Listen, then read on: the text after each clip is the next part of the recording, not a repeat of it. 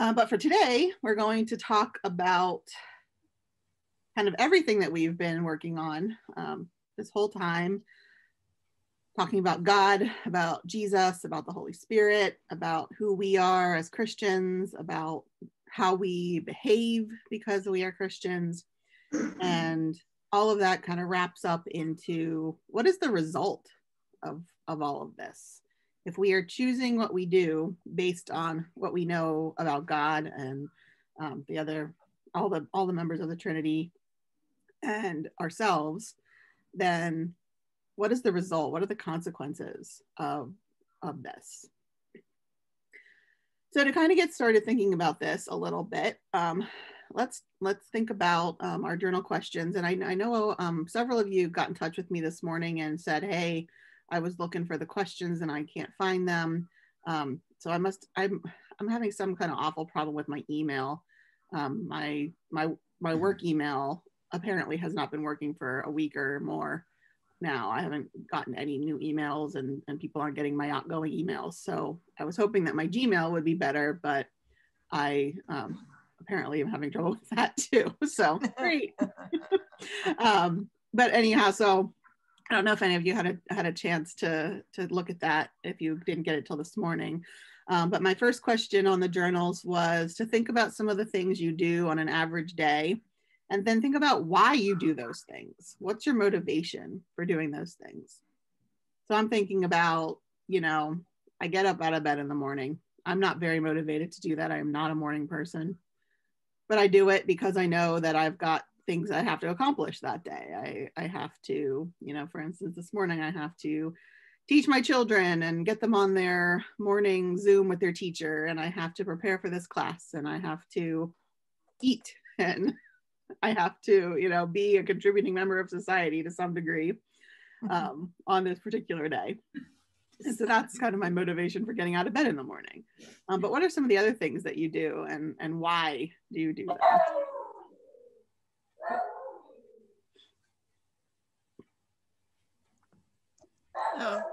Before I mute myself, I have to feed the dog. That's one reason to get up.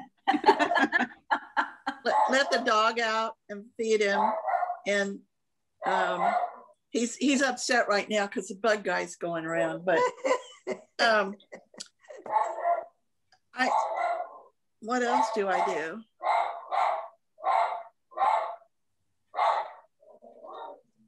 I do the solitaire game on an iPad every morning.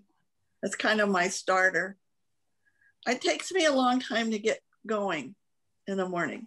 And so I have to sit here and drink my coffee and think about what I'm going to do. So. And that helps you to kind of get motivated and moving for the day. So that's why you do those things.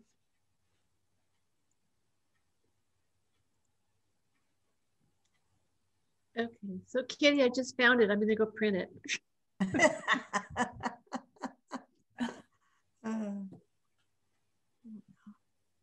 Anybody else? I'm similar to Karen. I do a little mini crossword puzzle to make sure that my brain works. And I do a lot of reading. Okay. Different news articles and magazine articles off of a program on my iPad. And that'll eat up a big chunk of time. So I've started doing exercise bike while reading it and find that I only read about 4 or 5 articles in a half an hour. So now I know where my morning goes. It's just spent reading. I do that I want to know things, and there's a lot of funny stuff in there too, but I'm also checking finances and that type of thing at the same time. So it's kind of like a broad-based morning start. Okay. But it gives you information, it entertains you, kind of makes your day start well. And the crossword makes sure the brain's working. Yeah. Mm-hmm. Yeah, I do a kind of crossword called Word Chums with some of my family and friends. So it's kind of a way to stay connected too. I'm still doing the game. Start connecting to people. One thing I do, I don't do a lot of exercise, which I should do, but I always, sometime in the day, I always walk in my backyard garden, and kind of like a mindfulness kind of walk, I guess, just looking at every little thing. And it's just my time by myself. And I have a little bench out there with a wind chime, and it's sort of a contemplative space, I guess, but that's something I always look forward to every day. Maybe not today. Oh, yeah, I know. I wait for a break in the rain, because you got to go out and see if the rain, what's the rain done to the blossoms. Yeah. But I haven't gone out yet. Well, you all are very, I guess, a lot more motivated than me. I was thinking about things like, getting out of bed, brushing my teeth. Why do I brush my teeth? Because I don't want to be embarrassed when I breathe on people and they smell my nasty breath. Because I don't want my teeth to fall out of my mouth, avoiding negative consequences.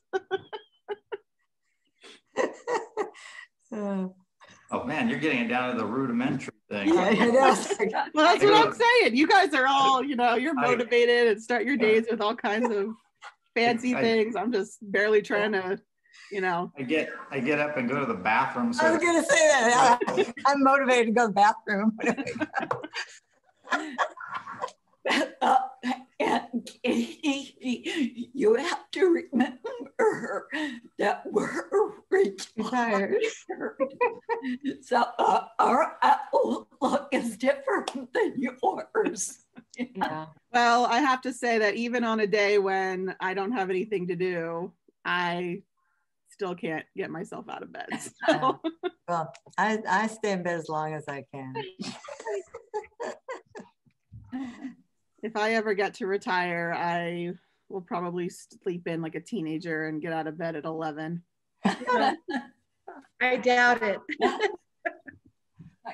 I'm not a morning person either, so I understand. Nope. I always thought my mother was a morning person because she got up at 5 no matter what, but it turns out that it was just because she worked, and she also is one of those that can't leave the house with a trash can having any trash in it and all those types of things. So she would get up so early in the morning to clean the house before she left for work. One time she told me it was because if she died while she was out, her mother would come to the house and after she died and see that tissue in that trash can, and she'd be embarrassed. Yeah. Okay, Mom. But now they stay up until 2 and 3 in the morning and don't get up until 10. So truth comes out.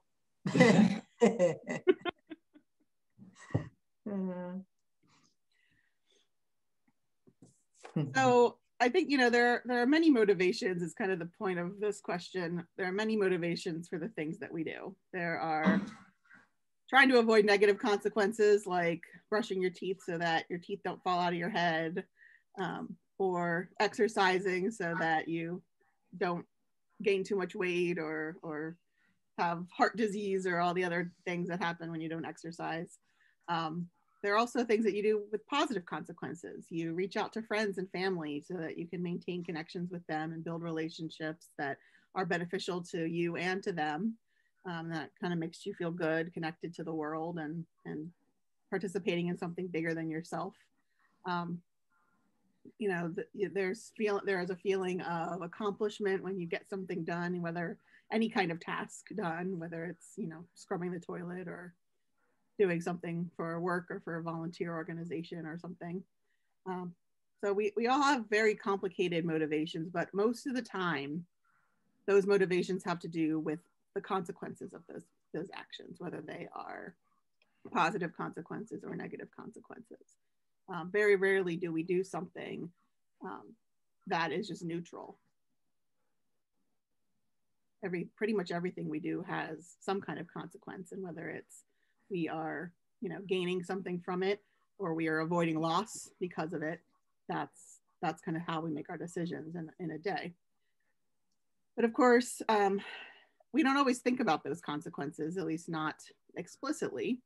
So I wondered too about what do you think about consequences? When do you think about consequences? And I'm sure the answer to this question is going to change depending on the type of situation that we're talking about. But what is your standard when you're thinking about consequences and decisions? Are you the kind of person who thinks hard before you act, or are you the kind of person who just kind of jumps in and does it and then thinks, oh gosh, now this might happen. I'm not a jumper. No? No, I spend a lot of time researching stuff. Okay. I don't want to make a mistake. And then when I make a mistake, that's a consequence. Yes. And I don't like that.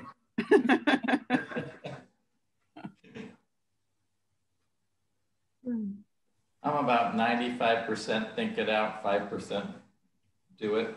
Okay. Deal with it.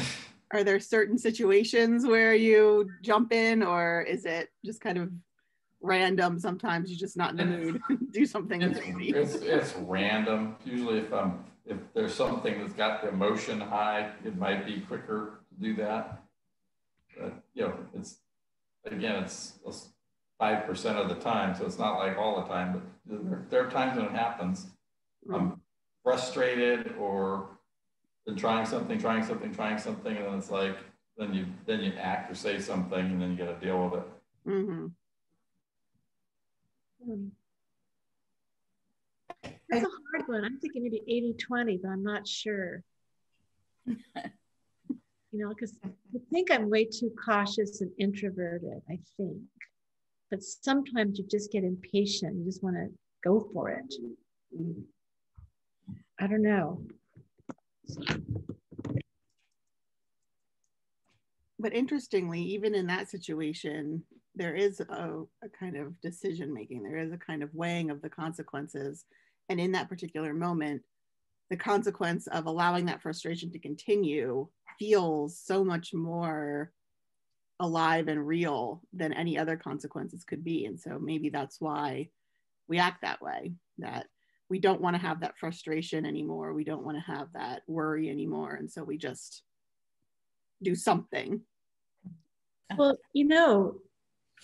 as a Protestant, I think we're supposed to, do what Jesus would have done. And so sometimes it just seems like taking action is the right thing to do. So, and sometimes you're sorry. But so there's another motivation that we haven't really talked too much about, which is that choice, that desire to imitate Jesus, to have your life look like Jesus' life in some way. And so making decisions based on that motivation, which of course also has consequences, both negative and positive for you. And the way I think about it is not the way everybody thinks about it. So that's challenging. Mm-hmm. I learned a new set of phrases this week. I didn't realize that there was a name for this, but I was talking to someone and she asked me, are you a think to speak or a speak to think? And I said, I don't know what that means. And she said, some people will sit and they'll ponder what they're going to say and then they'll say it or do it. And some people will just kind of have words tumbling out of their mouth, and that action of having the words tumbling out of their mouth helps them to think through what it is that they're trying to say or come up with. And I said, gosh, I never knew that was, there was a name for that. I mean, I guess it's not really a name, but kind of a phrase to describe that, because that's me. I've always called it word vomiting, that I'm not very good at just sitting quietly and contemplating something and coming up with what I'm going to do or say. I have to kind of process it orally. And so I just say whatever's in my mouth, whatever's in my head, it just comes tumbling out. And eventually, as I speak, it kind of turns into a thought. I'm sure you've all noticed this. And you noticed that with me also. I'm more the process internally before I say anything. But oftentimes then things pass me by before I even get a chance to say, which is usually fine with me. I remember when I was a kid in classes, I would almost feel like physically ill if the teacher didn't call on me when I had something like when I felt I had something important to say, because I couldn't say it. I had to keep it in and never ever say it. You know, the moment had passed, that question was gone, and we've moved on to something else, and now I can't say it. And I would take my hand down out of the air, and I would just, like, for a moment, I would just feel sick because I had this thing that was like right here in my chest trying to get out, and I couldn't. I had to be good. I had to keep my mouth shut. I still fear that somebody will call on me. So I thought that was interesting and helpful kind of way to think about that. But anyway, I say that because of this consequences thing. You know, I don't think about the consequences of that behavior, because that's just kind of part of my personality. And so sometimes I'm with people who don't understand that about me. They think that what's coming out of my mouth is, you know, well, this is your really fully thought through feeling about this thing. And if I disagree with you, then, you know, we're going to get into an argument, or how dare you say something like that, because that's really inappropriate, or, you know, you're wrong here, or something like that. And so I've had situations where, you know, there was a lot of misunderstanding because I'm just kind of getting all the ideas out, thinking, oh, well, let's get it out on the table so we can kind of talk about it and wrestle with it and, you know, put the pieces together properly. But people who are more of the thinkers, they think that I've, you know, fully developed this thought and am now presenting it to them. And I've had horrified people, I've had angry people, I've had taken aback people. Yeah, that's difficult, because you're not ready to argue for your point because you're just getting an idea out. Yeah, I don't even really have a point yet. It's your rough draft. It's right. That's what I call talking in pencil. Very important. Talking pencil. Talking in pencil, yeah, that's good. You erase it really fast, hopefully. But you know how people react sometimes to that really takes me back. I mean, it's like, well, how did you get from what I was saying to there, you know? Because I wasn't even thinking that. Okay, now there's bend and bend. Yeah. Because people hear things differently, you know? All right, anybody else have any thoughts on any of that introductory journal questions, things about consequences before we move into our text for today? Oh. All right. So today we are finally going to leave chapter 1. Hooray, it's the last week. And our focus text for today is going to be chapter 4, verses 12 through 19. Chapter 4, verses 12 through 19.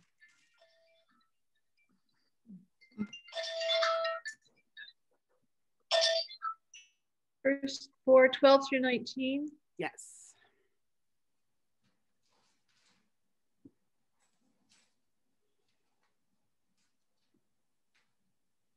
And I would love to hear some of the different versions that are out there. We can maybe have somebody read it and then have others share interesting differences that they see in their translations.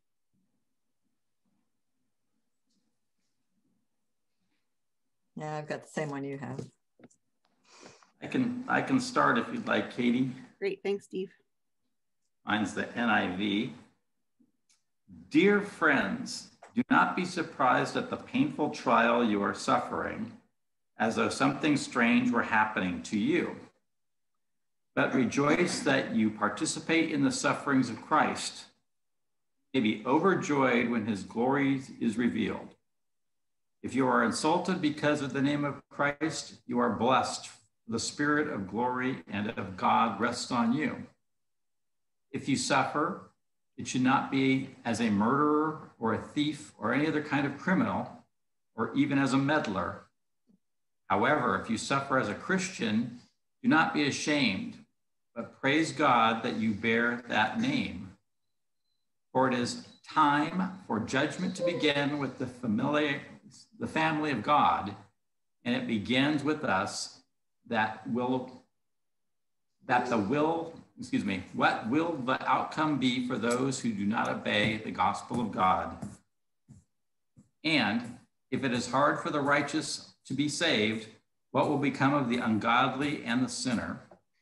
And those who suffer according to God's will should commit themselves to their faithful Creator and continue to do good. All right. Thanks, Steve. All right. You want to go outside? So, did anyone else with the different translations see anything interesting, different? This one just seems more down to earth. As always, Pam. As always, yeah.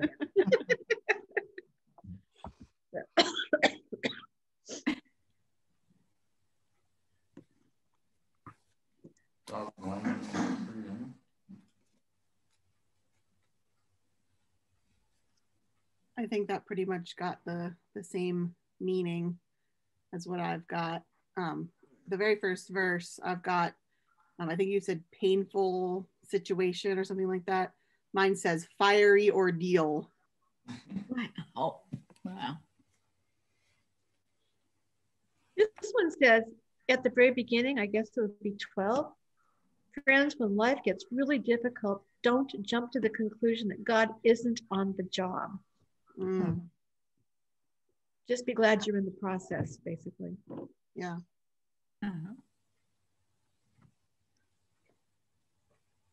Well, I'd like to start our conversation. Oh, Linda, did you have something? Oh, I forget the word that Steve's had, but verse 15, I have mischief maker.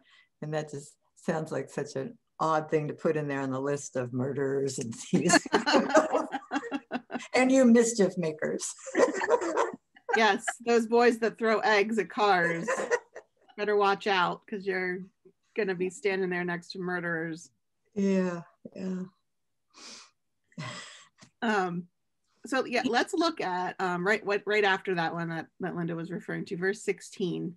So I thought it was really interesting. So this is, I believe, the only place in the New Testament where the word Christian appears, that actual word Christian. And my version says, if any of you suffers as a Christian, do not consider it a disgrace, but glorify God because you bear this name. And so that seems to be indicating that that word is an insult. If the assumption is that being called a Christian is a disgrace and they have to be told not to consider it a disgrace, then that word Christian must be an insult. I don't know, because this one goes on to say, if someone, thinks you're a Christian, don't give it a second thought. Be proud of the distinguished status reflected in that name. That doesn't seem too insulting, or that may be his viewpoint. My note says the name Christian was originally employed by outsiders to designate followers of Christ. Yeah. So that would be more about some negative connotation, I think. Yeah. In my Bible, it says to look at Acts 11:24. And in Acts 11:24, it says that disciples were called Christians. Oh, okay, so that is another example First of that in word. Antioch, yeah.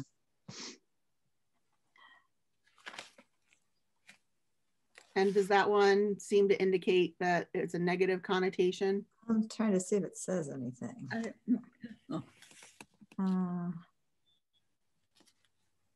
It says the giving of the name Christian indicates that outsiders see believers as a group that is somehow distinguished from other forms of Judaism. That's all it says. Okay. Also, Acts 26:28. Yeah. And it says, Agrippa replied to Paul, in a short time, you will persuade me to become a Christian. Okay, so there it doesn't seem to be negative. I was just wondering, sometimes labels are created by outsiders for people. And then sounds like it was. And then later they are, then and it kind of has a negative connotation. But then later the in group kind of reclaims that word, reclaims the label, and kind of changes the meaning of the word, at least for themselves. So I wondered if that was kind of a start for that. Marge, did you have something? Yeah. In the ESV, it says to be insulted because one belongs to Christ is to be blessed by God. So they're just clarifying that. So the insult that you talked about is included here. Mm-hmm. So possibly, no definitive answer on that, but possibly there at least the idea is that maybe the suffering is the disgrace, maybe the suffering itself is the is the insult, or maybe the name Christian is the insult. Hard to say with what we've got here, but there's something, obviously something there that the people are not supposed to consider their suffering to be an insult, to be an indication that God isn't with them. But they should glorify God because they bear the name of Christ, because they are part of this community, because they have these promises of God.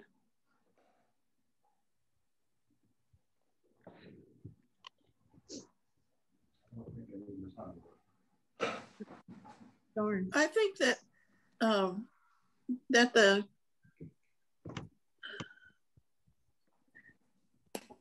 the name Christian has been really a problem. See, I'm trying to think before I talk. All right. I'm right there with you.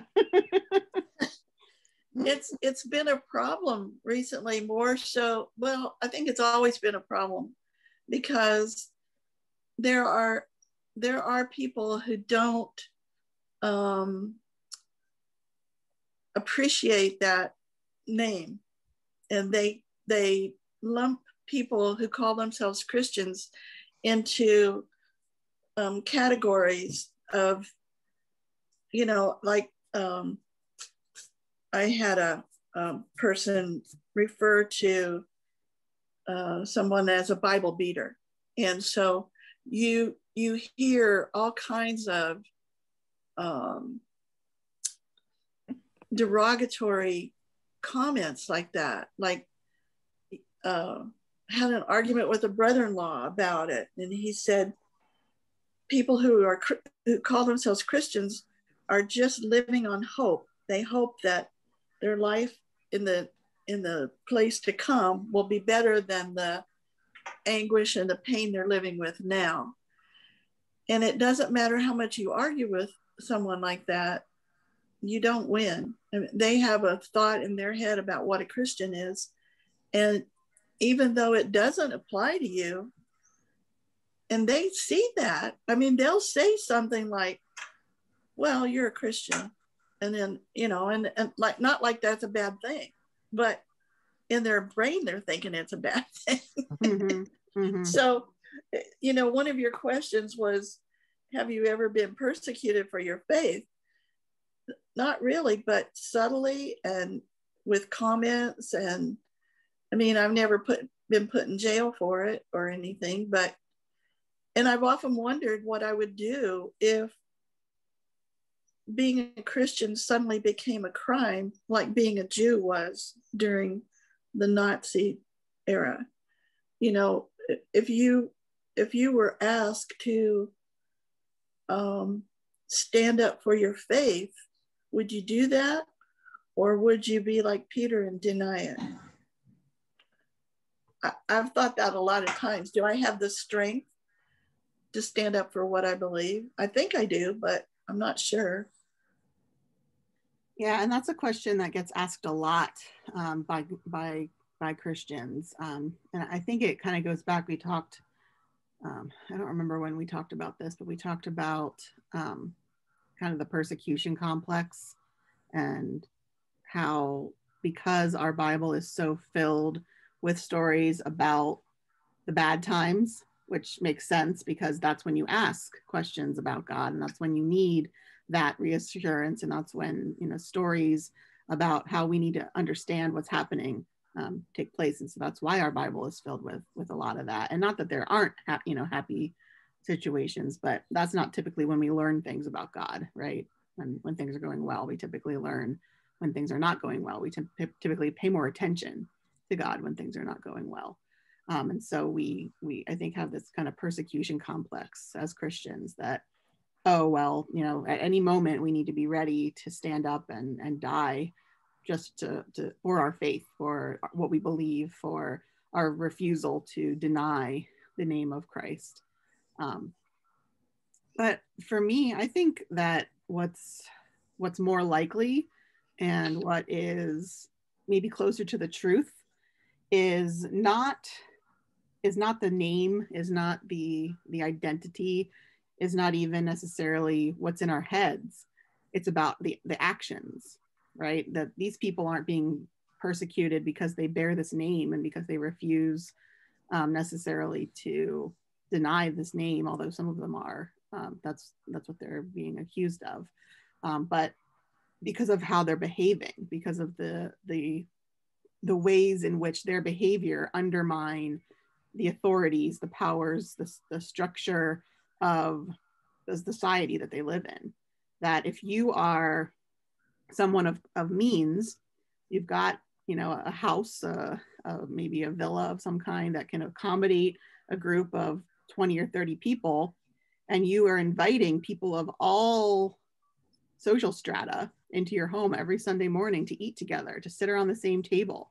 You've got people who are slaves coming in there. You've got people who are poor. You've got people who, according to, you know, the status quo, are kind of untouchables, are people who are not considered fully human.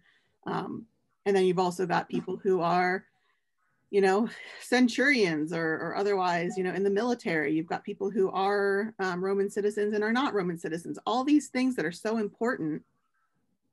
You know, Paul tells us there's no longer slave nor free, there's no longer male nor female. That is threatening to the way that the world operates, that we need to be able to label people, we need to be able to keep people in their place.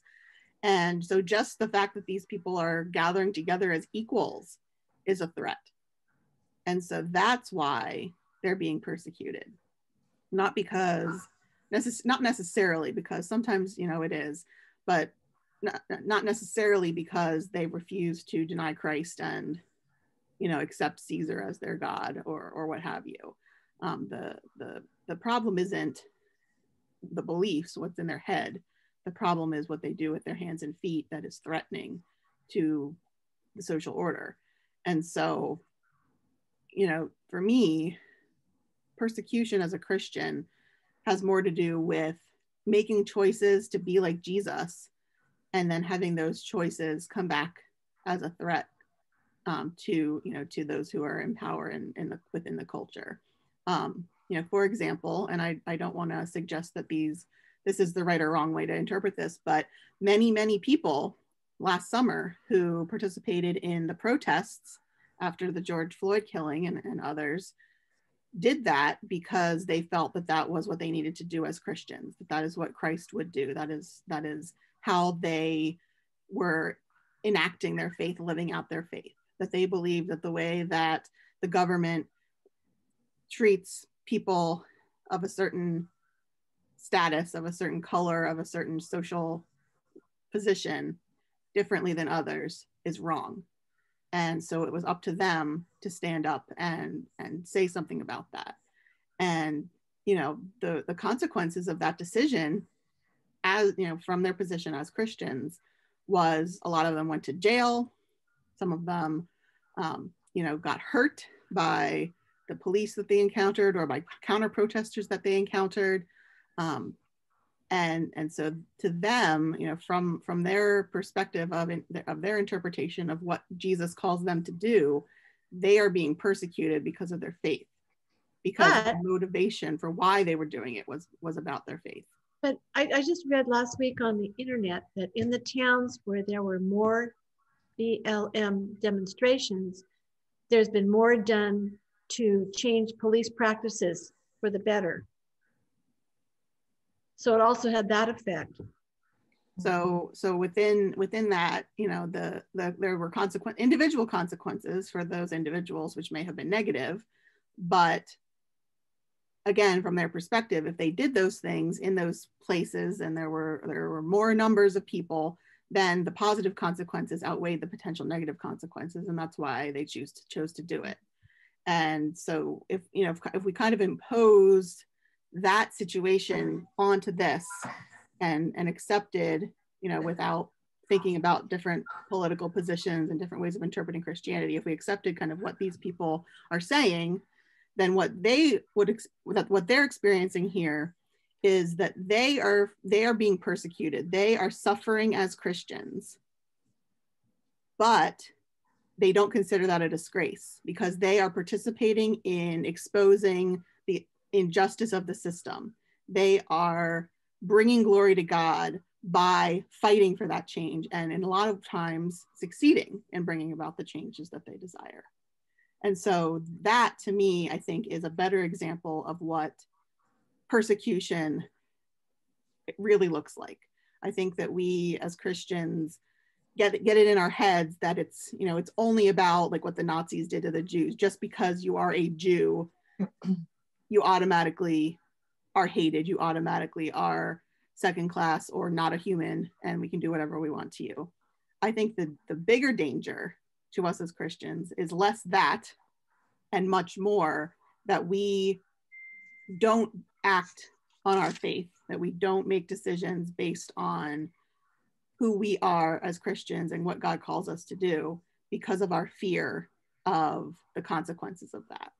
But it comes down to, you know, the weighing of the consequences. Those people last summer knew that there was a very high likelihood that they could get into some kind of trouble or injury. They saw what was happening on the news and all the fighting that was breaking out and the damage to property and all the different things that were happening. They knew that they could get involved in something like that and get hurt or get arrested, lose their job, but they decided that for themselves, as in their faith, that it was worth it for them to make the decisions that they did because of the potential positive consequences of their making that choice. And so I think that's that to me is what this is pointing toward in terms of the suffering part, that we have to weigh some of the other potential consequences. And I want to spend a couple minutes talking about some of those other consequences. So other than the suffering as a, you know, obviously negative consequence that we don't really want, what are some positive consequences that this passage refers to?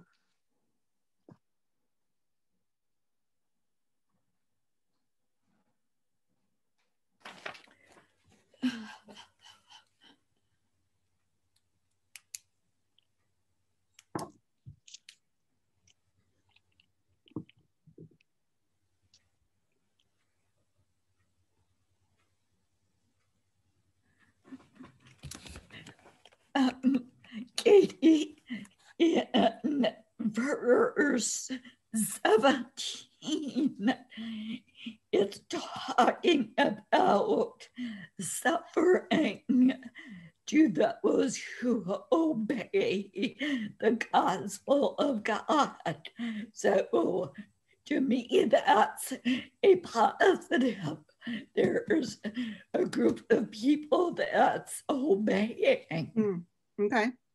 So a positive consequence of our kind of living, acting into our identity is obedience, is, you know, being the people that God created us to be, is becoming, you know, who we are created to be, is, you know, bringing pleasure to God, is responding to God's grace and love and gift of new life, and a new way of seeing the world with obedience and, you know, kind of giving God that, trying to think of the word that I want, giving God the glory that God deserves for, you know, having done all those things for us. I think that's a good one. It says that in the midst of the suffering, we'll be blessed because the Spirit of God is resting on us. Okay, so receiving even additional gifts from God.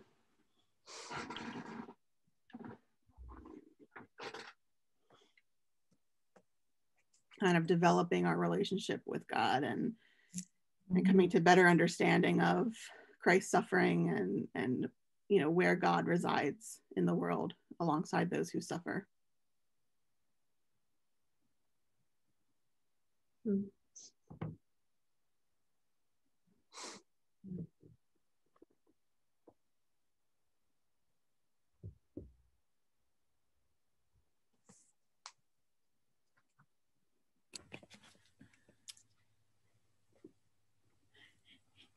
Why do you think it's important that the people not suffer as murderers, thieves, criminals, or mischief makers?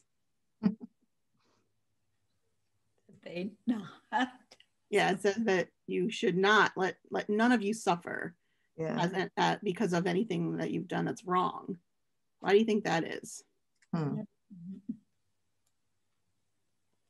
know. You mean like you shouldn't shrink away, be proud, stand up? So you can be proud of suffering if your suffering is because of your Christian identity or your Christian Not behavior. the suffering, but the act you did that was good. There must be a slight difference there. Yeah. Because the thing. Yeah. So your behavior is above reproach, so you can feel good about that. How about what that indicates to the people who are watching? If someone is, you know, getting beat up by the soldiers or is getting, you know, shamed by the community because they killed someone, no one's going to think anything of that. But if someone is having those negative consequences, especially publicly, for what? For serving others, for you know, living in community with each other, for feeding each other, for, you know, serving their God. What do you think people are going to think about that?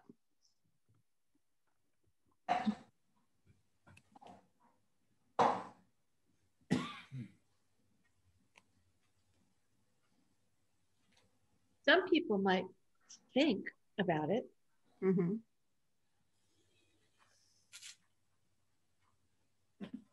So there's the possibility that this behavior can be seen as a witness, right, to the truth. You know, thinking back to our example of these protesters, if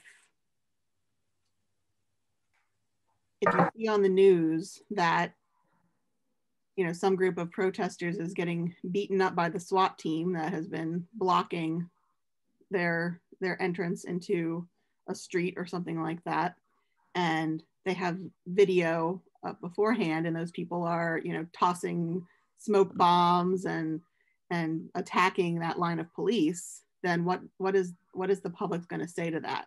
Oh, well, you know, they provoked them, they were attacking them first, and so of course the police have to defend themselves, of course they have to respond and take care of the situation because that's illegal and those people need to be arrested, and then now they're resisting arrest and all this.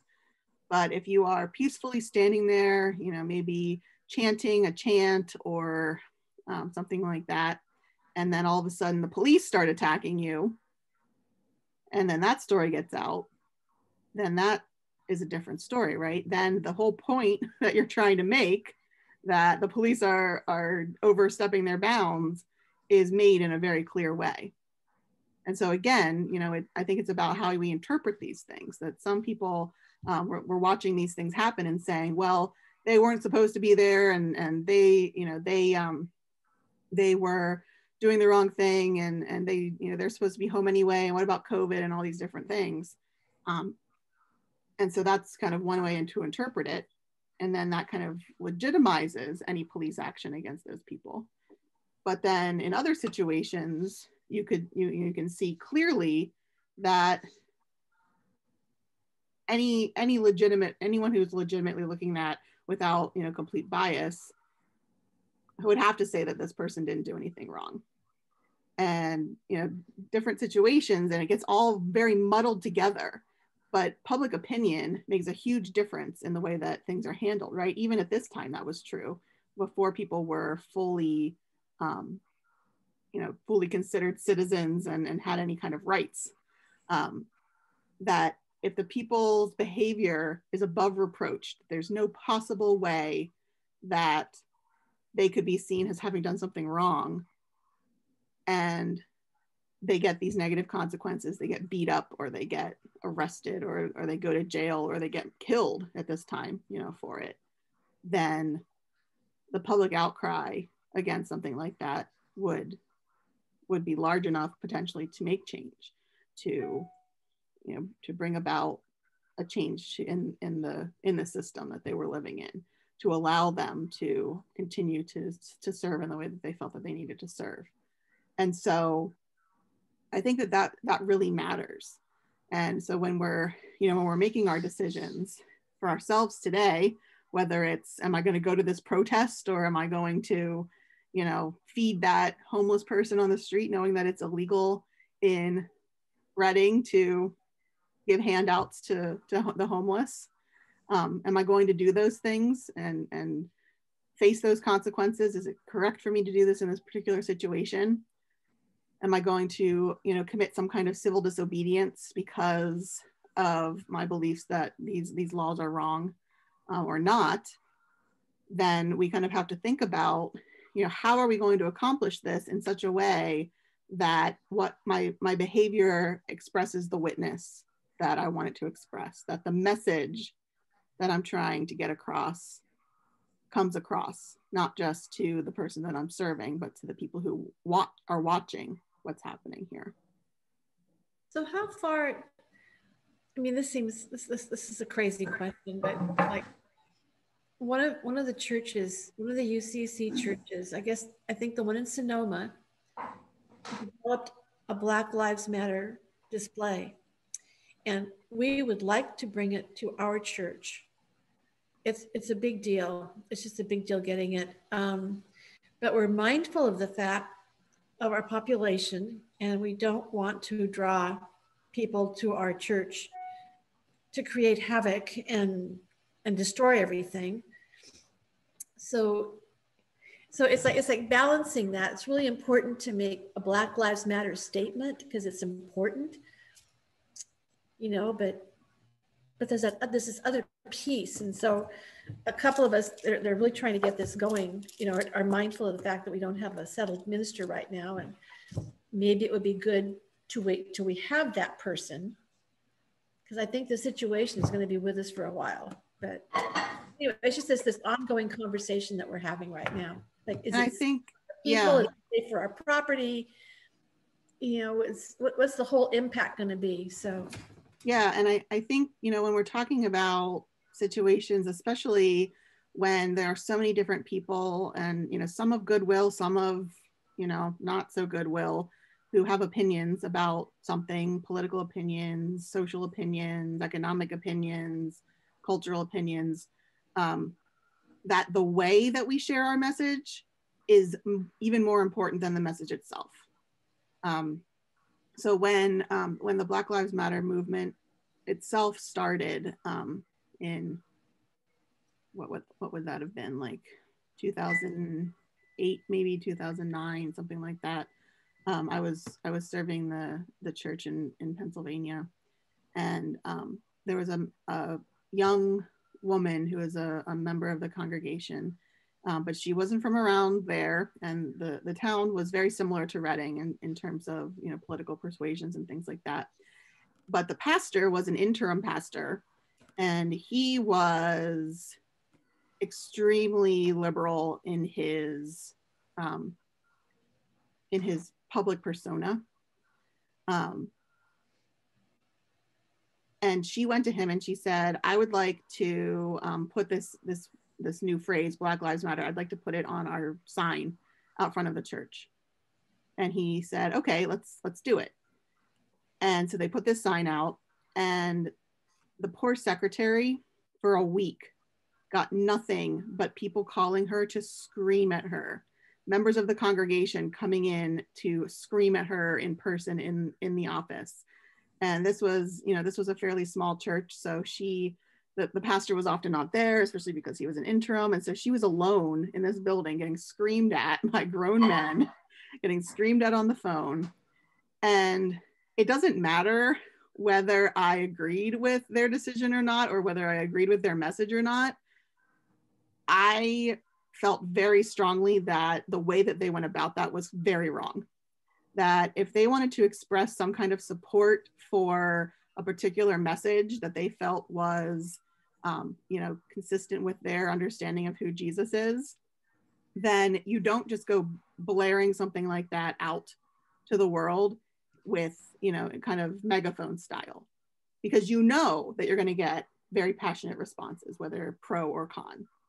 And so to just say, well, this is my message, I'm going to throw it out there very loudly, but not have any kind of mechanism for discussing it, not have any kind of mechanism for, wrestling with what it means, not even asking the members of the congregation who that sign represented if they were okay with that being put up. I thought that was definitely the wrong choice. And a lot of things that particular pastor did, I felt he was much too soapboxy with his opinions. I agreed with a lot of what he was saying, but I knew that there were a lot of people in the pews who weren't there, who didn't agree with him, who had very different opinions. And I felt that it was wrong for him to use his pulpit for his political positions, and not to provide opportunities for people to respond and to have conversation about it, to share their positions and kind of wrestle together with the implications of the decisions that people make and the positions that they hold, and then most importantly, the actions that they enact because of those positions. Like we've been talking about with this isn't just about, my identity. This isn't about the labels that I put on myself. This is about how I live my life. This is about action and then the consequences of those actions. And so to me, I think that, especially when it comes to these, and, more and more these days, everything is becoming politically charged. I mean, it will always be beyond me how putting a piece of cloth on my face lumps me in with a particular group and makes me an enemy of another group. Just doesn't make any sense to me at all. But that's the world we live in. And so how do we decide, what we're going to do, thinking through the potential consequences? Well, to me, the major consequence of not putting that piece of cloth on my face is I might get sick. And because of my other conditions, I might die. But then there are other consequences. As a Christian, as somebody known in our community to be on staff at a church, married to the pastor of that church, I want to make sure that the community sees me in my mask and knows that we as St. James care about other people and keeping other people safe and keeping each other safe. But then there are people within our congregation who don't agree with me, who think that, who don't understand why we haven't been worshiping in person this entire time, because to them, the potential consequence of losing membership, of losing our connections with one another, of not fulfilling Christ's call to be in community together and to worship together, the possible negative consequences there are more important to those people than the potential for getting sick or the potential for losing people. And so how do we wrestle with that when we're in community together as Christians, when everybody has kind of weighs the consequences differently? We have to be really mindful of how that affects other people, and especially how the decisions that we make, the final actionable things that we do are going to affect people, and the way that we say it, the way that we do it, even more so than necessarily even what we do, I think. So if it were me, Pam, not that I, get an opinion, but if it were me, I don't think I would put up a banner, because that to me is that, kind of shouting it out and not allowing for the conversation. And that's why you draw the negative, violent, this isn't angry a banner. This is not a banner. But actually, since we aren't meeting yet, you've given me a really good reason. I've been trying to figure out what is it. I mean, the council's already approved this months ago, and then our minister left us. And so we thought we would wait till February, till Black Lives Month. And that's come and gone. So now we're thinking, this just doesn't feel like the right time. So, but the reason of having meetings among church members to give them a way to respond when this is put up, it's a really great display. It's 170 or 80 hearts, and many of them have names written across them. And it's called Pray Their Names. So it's 170 or 80 Black people who have been killed. And the names are on the hearts if there's a story that goes with their situation. And there's a number of hearts without names, and those people have no stories. They just were killed by police. And so there's a great big huge sign that says Pray Their Names and why. And it's really true. And then the hearts are all spread out. So yesterday we tried measuring our church to see if we even have room to do this. But you've spread them out like 6 feet apart so people can walk in amongst them like in a labyrinth or a walking situation, and just take in the magnitude of the situation. But you're probably right. It's really a good thing though to have the time to share this with the congregation before we get it, because we've got to drive down to Kenwood to pick it up and bring it back in a U-Haul, and we have to pound all these stakes in our dirt, which is a big deal, and then have it there for a while. And we're mindful of where it might go, that it's more subject to vandalism than other spots in the lot, and so we're giving it a lot. But I think the idea of being able to have people have discussions, if we ever get back together again, just how the congregation would respond to people that would say, hey, what's that thing up at your church? Yeah, and sometimes putting up something that's a little controversial can do that, as long as there are mechanisms for that conversation. Right? Yeah. So we're halfway there. Yeah. The problem with the sign, in my estimation, the problem with the sign that the woman wanted to put up was not that she was, not that she was wrong in some way. Like she is completely within her rights to look at the world and interpret it and figure out, what she believes is happening and what she believes is happening that's incorrect about that and unjust, and deciding that she wants to do something about it, deciding that she wants to make a very public statement about it. To me, the problem was that it was a bullhorn. It wasn't a conversation. It wasn't an invitation. And so that's what I try to do. I try to share my opinions, share my positions on things, explain to people why I do the things I do and why I believe the things I believe, but in such a way that it's within the conversation, that it's an invitation to engage with me, that I'm not just kind of blaring out my opinion and telling everybody that I'm right and you're wrong if you don't agree with me. Not that I'm saying that that's what this installation does, but to definitely, if you're going to be public, the more public you are with those kinds of messages, I think the more public you have to be about the invitations and the conversations. So that would be what I would say. I think in most, well, in a couple of places, it's been at least 3 churches that have worked to bring it. So it's a group effort, and I think it can be really strong. And I think maybe a lot of people don't realize how many people have been murdered, rather unfairly. So. Okay, more later. We'll see how it's going. If we're on but I think Searchlight, you'll know why. Yes, but that fits into this idea that proclamation, witness, is a consequence of our actions as Christians.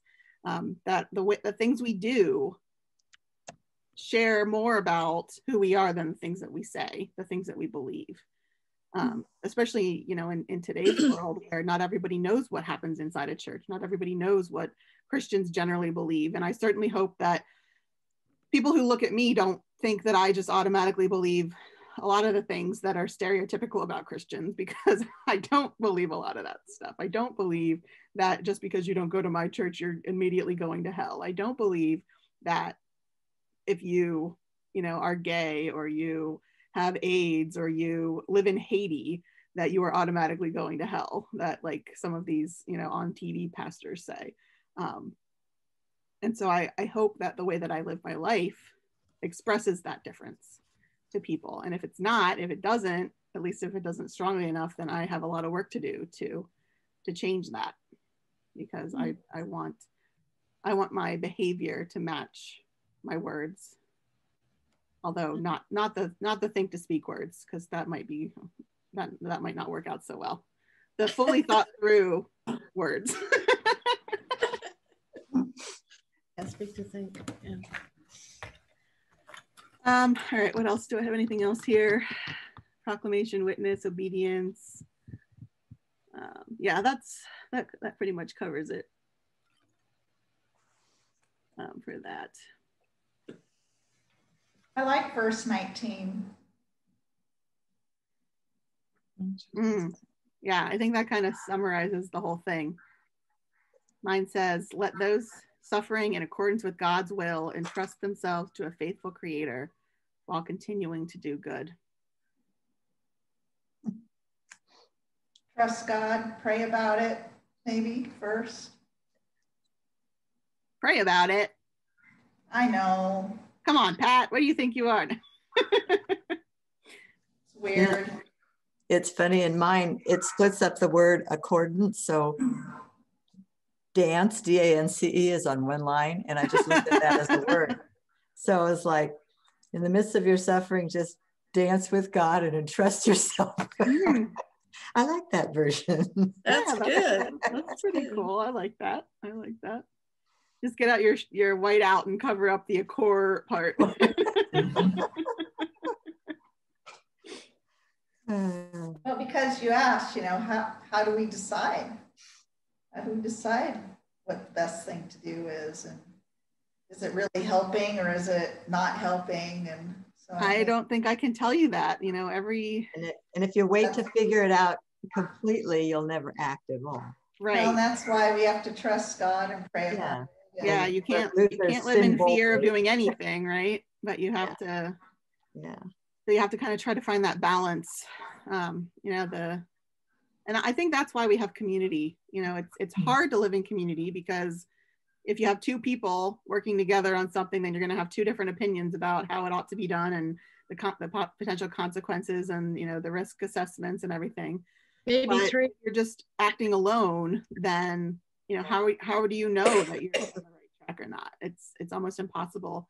And so that's why, you know, us mainline Christians kind of have emphasized heavily that group discernment process, that when we're trying to figure out what to do, we should work together and talk it out, word vomit all our ideas onto the table, me and Karen, And listen. and figure it out together.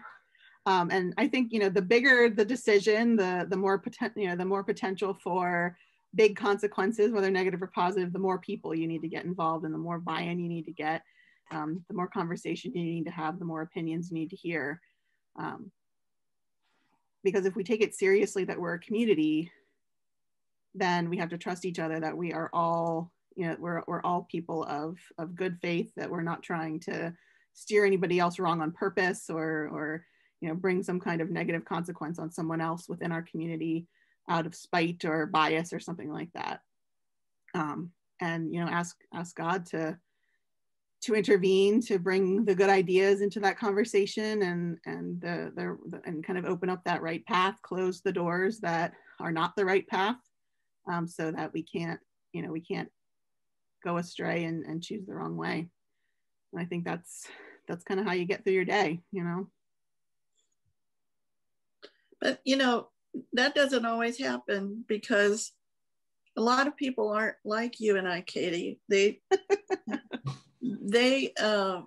can't just throw things out there and see what happens. They have to, they talk from their position, and they've thought through their position to a lot, an nth degree.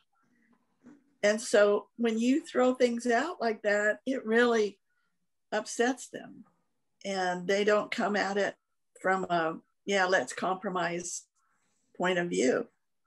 And I think that that's where, you know, building community and having a pre-relationship is really important. I don't know, Karen, if you've ever sat on the church council. Yeah. I think that is a place where the leadership is really much more important than we give it credit for, because when to me, the best functioning church council is the one where you've got people from all over the political spectrum, you've got people from all over the cultural spectrum, you've got people who kind of, you know, represent the community that you're serving in, and they all come to the table and they battle it out. They throw out their ideas. The ones who have thought through carefully their thoughts are sharing those thoughts. The ones who are think to speakers throw everything out there and kind of come to their conclusions, and everything is laid out and the conversation is happening and everybody disagrees with each other, but they come to some kind of conclusion together through the movement of the Holy Spirit. And then regardless of whether that decision is the one that you liked, you commit to supporting that 100%, which is hard sometimes. You know, if the choice that was made is not the choice that you like, then it's hard to agree to that. But I think that's where that trust comes in, that if this group of people is truly your family in Christ, is truly the people that you know them to be and that you trust and you have that relationship with, then even though you don't like what they're doing, you trust that the decision that was made in good faith and will move forward, so that when you leave that room, you are a united front, you have a united message to share with the rest of the congregation and with the community. And I think that's, you know, if you don't have that pre-relationship, if you don't have that trust in one another, as, you know, whatever group it is, the council or us, you know, this group, if we have to make some kind of decision together, besides coming to conclusions about theological questions, that, you know, if you don't have that respect for one another, then you are going to get that, whether it's a kind of person who processes by thinking to speak, or if you process by thinking carefully and coming up with your opinion. If you don't have respect for the person that you're working with and that has a different opinion, then you're never going to move. You know, you're never going to be able to support them in the way that they need to be supportive, and vice versa. I've always admired that process in the Quaker church. That's the way they. All right, so other ideas or anything else with this? I don't want to cut off our last class here too soon, but I think, you know, I think Pat's right. Therefore, let those who suffer in accordance with God's will entrust themselves to a faithful creator while continuing to do good. So the question is, you know, what is good? We don't know. It's something that you have to discern with the help of the Holy Spirit and the community. In the moment, you know, everything is contextual when you're talking about human beings, unfortunately, as my mathematically minded mother would say.